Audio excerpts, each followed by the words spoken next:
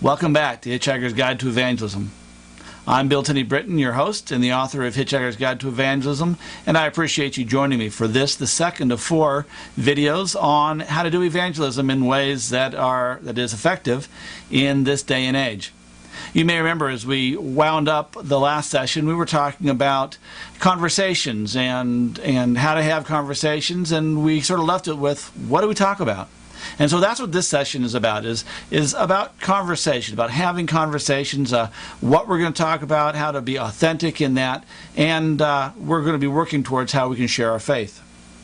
The first question, though, that I generally get asked is, what are we going to talk about? What does a spiritual conversation look like? What does a conversation look like that is going to bring people into a relationship with Jesus, or into a place where we can just talk about Jesus or talk about our spiritual lives? Well, before we go and talk about what works, let's talk about some of the things that don't work and some of the things that I'm sure you're already aware of. What is it that makes a conversation stilted? What makes it an awkward conversation? What are those things that get in the way of conversation? There's probably a number of things, but I've identified 3 things that are pretty common. First thing, conversations are stilted or artificial if the conversation or the person that you're talking with bores you to tears. You've probably never been seated at a table at a dinner party sitting across from someone you had absolutely nothing in common, and you wanted to just sort of nod off while they talked. And even though you were trying to be polite, you're going, what am I doing here? So, if you're with someone or having a conversation and there's just nothing clicking there, if they bore you, then that's going to make a pretty stilted conversation as you try and get something along. So that's one thing that makes conversations boring or stilted or artificial. Another thing that makes them artificial is if you have an agenda or if they have an agenda. I can remember going to a dinner party, or what I thought was a dinner party. My wife and I had gone, and we were seated at a table with some variety of guests, and there were all of a sudden a couple of the guests got up and stood before a whiteboard that they'd brought out, and suddenly we were being introduced to a multi-level marketing system as they drew diagrams on the whiteboard to share with us why we needed to be a part of this. The conversations that we'd been having with our friends they had an agenda. And that agenda was that they wanted us to sign up on the dotted line for their multi-level marketing piece. So if you have an agenda, the conversation can get real awkward, real stilted, real quick. It certainly did with them. A third thing that causes conversations to be stilted or awkward is if you just don't know what to talk about. Now, let's be honest, not everybody is a ballet dancer in conversation. Not all of us are just able to pull off small talk and just go and share and whatnot. That we run out of conversation. We don't know what to say. When that happens, if you don't have anything to talk about, conversation gets real stilted, or the moment gets awkward as we just sort of, like that. So, those are the 3 things that I've identified that are pretty common, that commonly cause awkward or stilted conversation at best. The question is, what do you do about it? What do you do about conversation that is really less than exciting? How do you pull it along? What does the conversation look like that is good? Well, how do you avoid it? First thing, if the conversation of the person bores you, my question is, why are you there? Now, we all know that sometimes we get put into positions where we don't have a choice. We're seated at the dinner party across from somebody that just, okay, whatever. But in reality, life's too short to spend with folks that just sort of bore you, that drag and draw energy from you. And in terms of evangelism, why would you spend time with people like that? I mean, yes, Everyone needs to hear the gospel. But the bottom line is, folks, is you are not called to reach every person. Jesus wasn't called to reach every person. Jesus, although he, in the grander scheme of things, Jesus came for the whole world. But while he was walking the earth, he was very clear, I'm here for the lost sheep of Israel. I'm here to work with them. I'm here to do, to bring them to salvation. And yes, there were those who were not of the lost sheep of Israel whom he touched and moved and inspired as he went, but they were not the primary target. Those were people who he came upon in just circumstances of life. He didn't go out seeking those people. And bottom line is, folks, is you're only going to reach so many people. You're only able to reach so many people. I can only reach some people. There's people I can reach that you can't reach, and there's people you can reach that I'll never be able to reach. And so, we have to come at this as a team. So life is just too short to hang out with people who bore the tears out of you. It's just, if you want to snooze, don't spend time with folks like that. Spend time with people who energize you. Churched and unchurched, spend time with them. So if the conversation bores you, find a way to move on. Don't get into that conversation opportunity again. What about if you have an agenda? Well, let me share that it's very tempting to think that evangelism and doing evangelism is going in to have a conversation with an agenda. And I want to share with you that's not the case. That there's an agenda in our lives, if you will, of sharing our faith of Jesus Christ, but that having a conversation with a friend, what's the point of having a conversation with a friend is to have a conversation with a friend. Period. Nothing more, nothing less. And you talk about what you talk about, things you have in common, things that you have experienced, things that they've experienced, and you listen and you talk and you share and so on. Friends only have one agenda, and that's to be friends. And that's true of whether you're a church person, working with a church person, or an unchurched person. I've worked with many unchurched people in my life. That's part of what I do with my life, is spend time with folks like that. And people who are outside the kingdom of God, I just hang with them. And although I want all of them to come into a relationship with Jesus Christ, I can't force that. Jesus was very clear, he set out the invitation, and people who followed him, and people who didn't, they didn't, and that was that. My friends are my friends. My unchurched friends are my unchurched friends. Will they come to Christ? I hope so.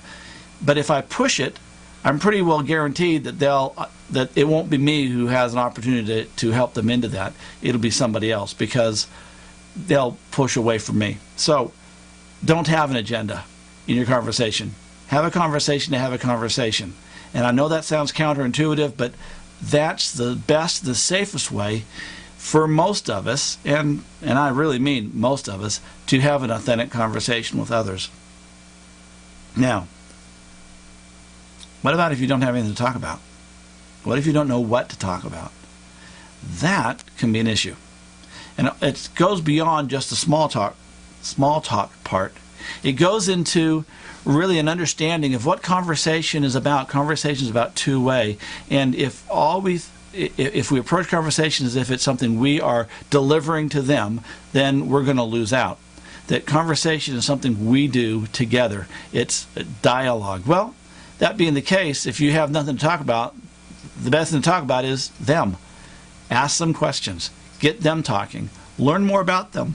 Listen carefully as they share, so what do you do? If that is someone you don't know. Or how was work? What's your biggest challenge you're facing right now? Or, if they're a friend that you've been working with for some time, you've become, relatively close, you probably have a lot of things you can talk about. And if it's someone you don't know very well, ask the questions to get to know them better. Say, where'd you grow up? What was that like? If you really don't know what to ask, then let me encourage you to. There are books out there on conversation, conversation starters that you can go. They're not quite a dime a dozen, but there's a bunch of them out there. A Serendipity Bible. If you're not familiar with the Serendipity Bible, that's an incredible book that you should take a peek at, because the first few questions in every section are just conversational. They're not Bible questions. I remember one in a small group. The first question was, so what kind of a heating system did you grow up with? Now, I lived in the suburbs, so in the conversation, I expect everyone to say, it was forced air heat. But it was amazing the different kinds of heating systems, including one person who had a wood stove that they heated their home with. Just fascinating. It was a great conversation, great conversation starters. So, if you don't have anything to talk about them. Let them share their life story. Let them share what's going on in their lives. And listen, because conversation grows from that. Well, those are good rules for just conversation in general. But the whole point of all of this is, here's the agenda piece, is to have spiritual conversations, to facilitate spiritual conversations. And let me share that, although I'm a little bit tongue-in-cheek about the agenda of spiritual conversations, the bottom line is that that's hopefully what we're about anyway, and that it's just a part of us, and we're going to talk more about that. Before we start talking about those spiritual conversations, though, I want to take a break. I want to let you have some interaction with your small group, and just I have a question for you to discuss. What subjects do you have very little trouble talking about with almost anybody? What can you just, almost if you're standing in the checkout line, someone makes some sort of a comment or a greeting, and you don't even know them, but within a few moments you're talking about them, whether a new car, or how you won the lottery, or a new child, or a new grandchild, or whatever it is. I want you to, what are those subjects that you just are able to talk about with virtually anyone? And then after you've all shared that, I want you to take some time just to talk about, why are these things so easy to talk about? What makes them easy to talk about? So go ahead and stop the video, and we'll come back in a few moments, and we'll move on. So what subjects do you have a little trouble talking about, and why?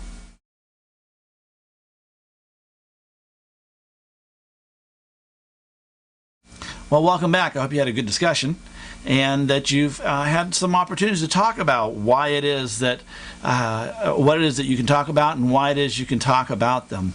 One of the things that I found is that in conversation, one of the reasons why we can have these conversations, the topics of conversation just seem to flow from us, is it's because they're universal. They're universal pieces that almost everyone's interested in. Now, I'll grant you that whipping out all the pictures of all my grandkids, and I got 6 of them so far, and more to come, I'm sure, that's not necessarily the most exciting thing in the world for other people to see, but they're polite, and so they listen to me. But the bottom line is that, there are conversation pieces that are universal, conversation topics are universal. And in terms of authentic spiritual conversations, spirituality is universal in scope. Almost everybody is interested in spirituality. Almost everybody is interested in spiritual things. And I say almost everyone, I mean like virtually everybody. They're interested in those topics. I mean, look at the movies that are showing in the theaters right now.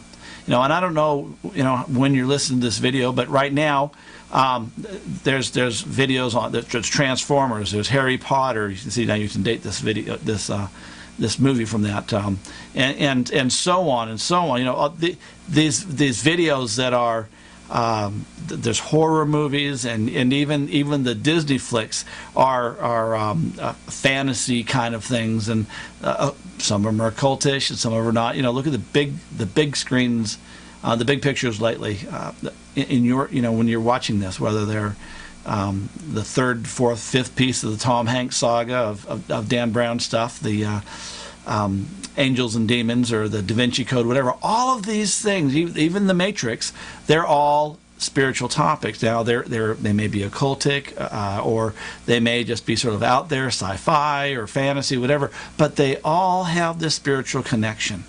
Some of my favorite movies are the Lord of the Rings trilogy, and of course the Matrix and whatnot. These are movies that have universal appeal, and part of that is because there's a spiritual connection. It hooks us spiritually. So almost everyone is interested in having conversation about spirituality. What they don't want to do is be hit over the head with whatever it is that you're interested in, or whatever it is you believe in.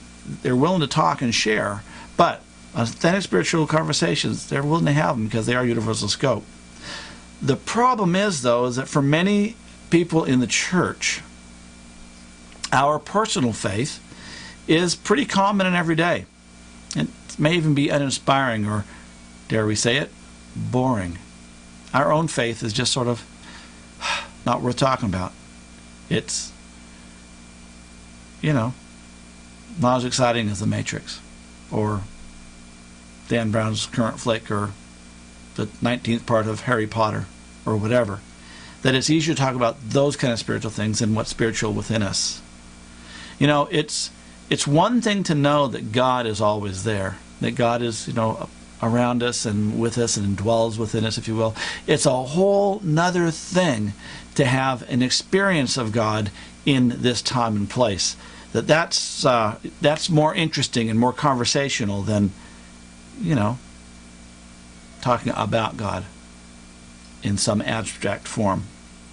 And so what we found is that if you're going to have a spiritual conversation, that spiritual conversations come from what is within you, that comes from your experiences. And if your experiences are pretty mundane, then it's really hard to build up some excitement to talk about them.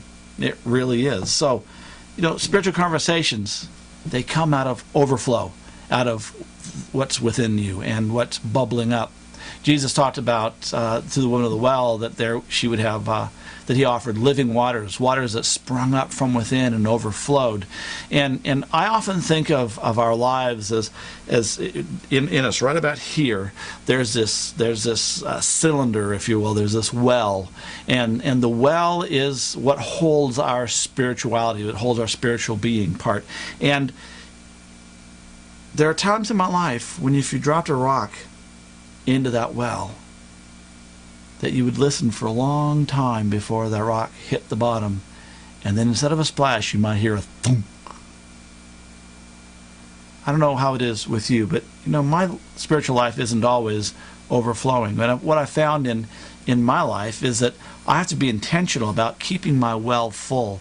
And I've also found, and I don't know what it is like in your life, but for me, just going to church on Sunday, or doing church in Sunday school, or just the regular church stuff, often just doesn't make it for me. It doesn't fill me up all the way. It's good stuff, don't get me wrong, but I don't overflow from that.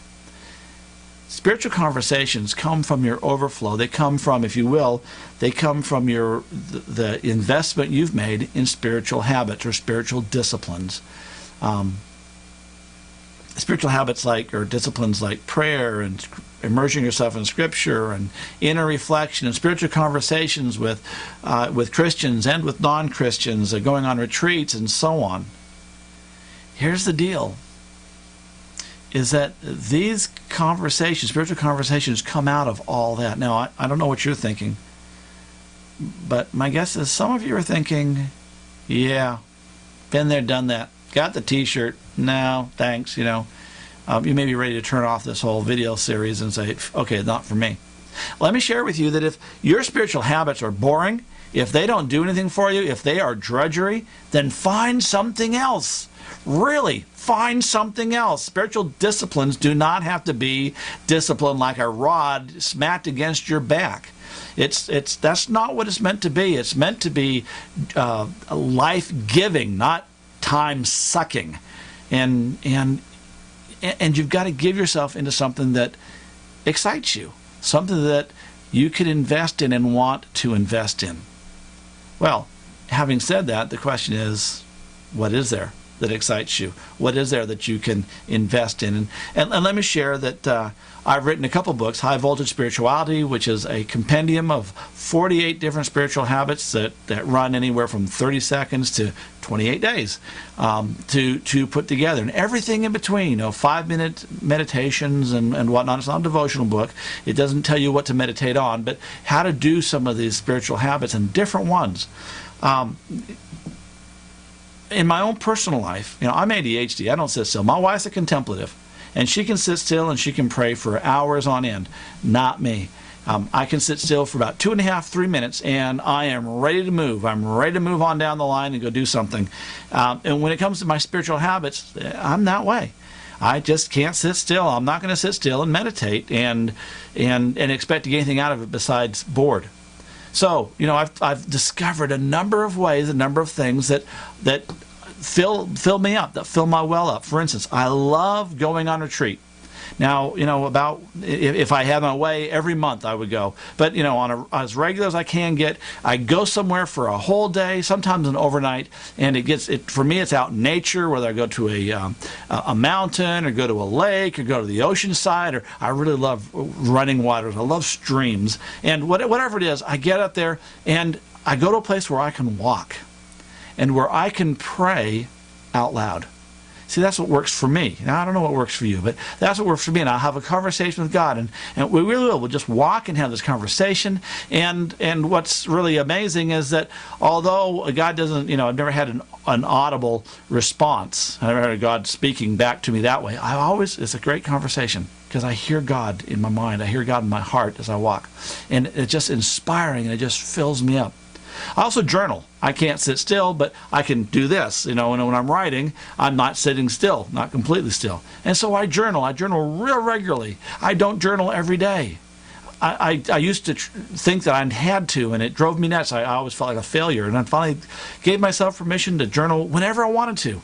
And, sometimes I'll journal for weeks on end, and sometimes I'll journal a couple days, and I won't pick it back up for a month. And I'll do other spiritual disciplines instead. But, the key is doing something that fills you up. Reading Scripture.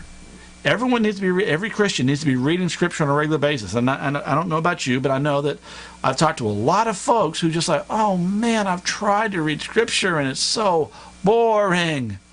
Well, if it's boring, then you started to read in Genesis and probably got bogged down before you left Genesis. But if not, by the time you got to Leviticus, it was over. You weren't going any farther if you made it that far. Man, start with a translation that you love. Start in the Gospel of Mark. It's a short book, 16 chapters. Everything happens immediately in there. All the versions you'll see. And immediately Jesus did this, and then immediately Jesus did. He lived his whole life, it seems like, in about 4.5 days. And it's like the guy never sleeps in the Gospel of Mark. And it's exciting if you're reading in a translation that's exciting to you. I like the Message. It's just one of my personal favorites. Eugene Peterson did a great job of capturing the today's language for yesterday's story, the story that goes on forever. But I read the NIV, that's my study Bible that I use, and I like today's English version of the Good News and the Living Bible, whatever it is that you can really get into, read it with fresh eyes so that the Scriptures inspire you. And I read the Gospels probably 4 or 5 times a year. I read the book of Acts even more because the book of Acts is about the first church, and that just does it for me. I read the letters of Paul to those little churches. Remember, they were very little churches. And then I'll be honest, I like Ecclesiastes. The guy is really real. Oh, everything's terrible. Oh, woe is me. Vanity, vanity, everything's vanity. I just sort of get into that. It's like, I've been there. I love the Proverbs and this, some of the Psalms I really like, and I like some of the prophets. So, read the things that really jazz you. Don't spend time in Leviticus. Really, truly, if you want to read it, great. You should read it. Sometime, when you feel like doing a spiritual discipline and feel like being disciplined, then read, Deuteronomy and Leviticus and the Chronicles and whatnot. But, read what inspires you. I try to read a whole book, all the book of John or book of Ecclesiastes or whatever, every week, just so I can keep immersed in it. So find some spiritual habits that fill you up. Find habits that do it for you. And what you'll find, and what I found with people who I've worked with, is as they fill up with more and more of the spirituality stuff, as they fill up their life, this well, it begins to overflow into their conversations naturally. You're having a conversation around the water cooler with a coworker, and they share something that's going on, and it just automatically comes out of something you read that week or something you experienced that week that was spiritual. I was praying about, or I was journaling about, or I was having a conversation with someone about, and all of a sudden you're having a spiritual conversation. And remember that spiritual conversations are what it's about. It's not about conversion. It's not about notches in your belt. It's about sharing that which is in you, talking about what's there. Now, that pretty much wraps it up for this evening or this morning or this afternoon, whenever you happen to be watching this video. But let me give you some parting thoughts for you to walk away with. Conversation comes out of your experience, but the conversation that's going to make the biggest difference in people's lives is the conversation that you have about your experience with God, about what God has done and been for you in your life. And when you have those conversations, people will stop and listen. The next session coming up, we're going to talk about how you can learn to articulate, how you can articulate your personal relationship with Jesus Christ, how you can have the answer when someone asks. And then the last session, session 4, I'm going to introduce you some ways in which you can actually experience people asking you about spirituality things, about spiritual. So conversations aren't because you started them, but because they've started them. And that's really where we want to get, is that we're there starting the conversations with us. Then there's nothing stilted, nothing awkward, no agenda whatsoever, because they brought you in. And so until the next time, I thank you and enjoy your life on the highway.